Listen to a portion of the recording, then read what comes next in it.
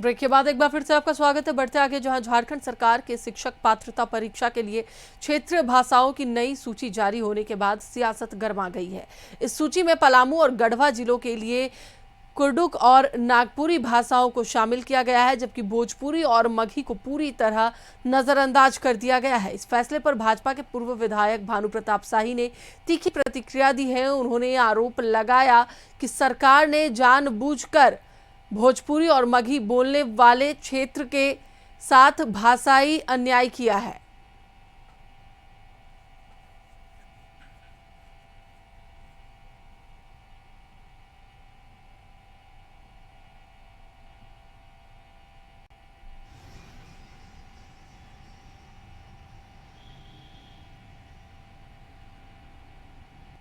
मैं सवाल करना चाहता हूं पलामू प्रमंडल में रहने वाले जो यूपीए के विधायक हैं, महागठबंधन के विधायक हैं, चाहे वो जेएमएम के हों, आरजेडी के हों, कांग्रेस के हों, उनको पूछना चाहिए कि आपके बच्चों का भविष्य क्या होगा, पलामू प्रमंडल के बच्चों का भविष्य क्या होगा। हेमंत सोरेन जी, नफरत अगर आप करते हैं पलामू प्रमंडल से, तो हम लोगों को केंद्र शासित प्रदेश बना दीजिए। इतना ही नफरत आपके मन में है कि पलामू के लोग आपके मन में नहीं बैठ पा रहे हैं, तो केंद्र शासित प्रदेश हम लोगों का बनवा दीजिए, उसका आप केंद्र से सिफारिश कर दीजिए। लेकिन इस तरह से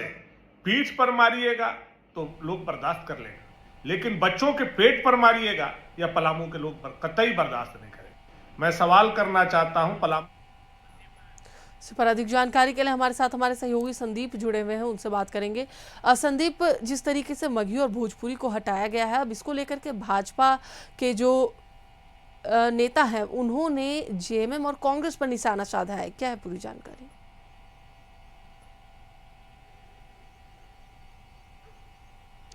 आज यदि इस पूरे प्रकरण को देखा जाए तो कहीं ना कहीं पलामू और गढ़वा में बोलचाल की भाषा में मगही और भोजपुरी का अधिक प्रयोग होता है। रही वजह है कि वहाँ के लोग जो क्षेत्रीय भाषा है उसमें जो नागपुरी और इसको डाला गया है तो उसमें कहीं ना कहीं उनका विरोध देखने को मिल रहा है। हालांकि इसका जो विरोध है विपक्ष भी करती हुई नजर आ रही है और उनका साफ तौर पे कहना है कि रोज बोलचाल की भाषा में पलामू और गढ़वा का जो इलाका है, क्योंकि बिहार से सटा हुआ इलाका है और वहाँ पे जो बसिंदे हैं वो बोलचाल की भाषा में लगभग प्रयोग करते हैं मगही और भोजपुरी का। यही वजह है कि वे इसकी डिमांड कर रहे हैं वहाँ पे, और जो क्षेत्रीय दो भाषाओं को शामिल करने की बात हो रही है तो कहीं ना कहीं इससे बच्चे प्रभावित होंगे और इसी को लेके अब कह सकते हैं इसमें भी जो विरोध है वह देखने को मिल रहा है। हालांकि देखना होगा विरोध दर्ज करने के बाद क्या इसमें आगे कुछ कार्रवाई होती है या नहीं, क्योंकि इससे पहले भी कई जिलों में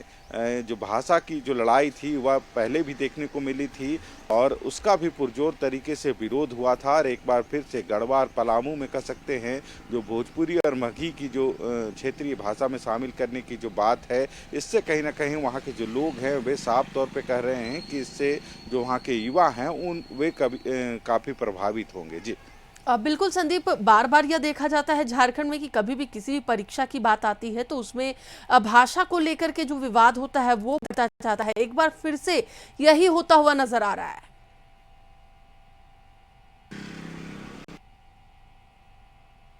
सही कहा, क्योंकि विगत दिनों भी आपने देखा होगा कि कई ऐसे एग्जाम्स हुए थे और क्षेत्रीय भाषा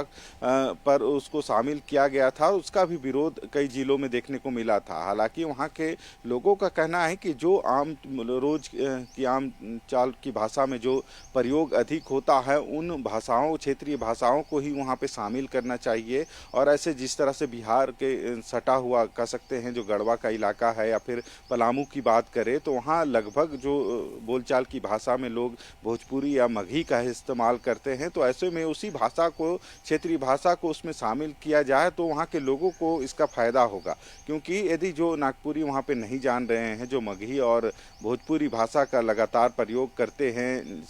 चाहे पलामू की बात करें या गढ़वा की बात करें, और उसी तरह का रहन सहन भी वहाँ पे देखने को मिलता है, उसके बाद इस तरह की जो क्षेत्रीय भाषा को शामिल किया गया है तो कहीं ना कहीं विवाद जरूर उत्पन्न होगा और इसकी शुरुआत शुरुआत भी हो गई है। विपक्ष कहीं न कहीं सरकार को घेरने में लगी है। हालाँकि देखना होगा विरोध के बीच में क्या जो इसमें सुधार की कुछ गुंजाइश है या नहीं, पर कहीं न कहीं जिस तरह की एग्ज़ाम्स की तैयारी करते हैं बच्चे, और वैसे में यदि वहाँ पे इस भाषा को शामिल किया जाता है तो वहाँ के बच्चे ज़रूर प्रभावित होंगे। उसमें जो पार्टिसिपेशन जो बच्चों का रहेगा संभवतः तो कम देखने को मिल सकता है, पर देखना होगा कि क्या विभाग की तरफ से इस पे कोई कार्रवाई होती है या सरकार की तरफ से कोई पहल के बाद इस पे कुछ फेरबदल होने की संभावना क्या होती बिल्कुल है। संदीप, इस पे देखा जा रहा है कि अब उन्होंने सरकार पर ही आरोप लगाया है कि वो जानबूझकर जो मगही और भोजपुरी बोलते हैं उनको टारगेट करने की कोशिश कर रहे हैं।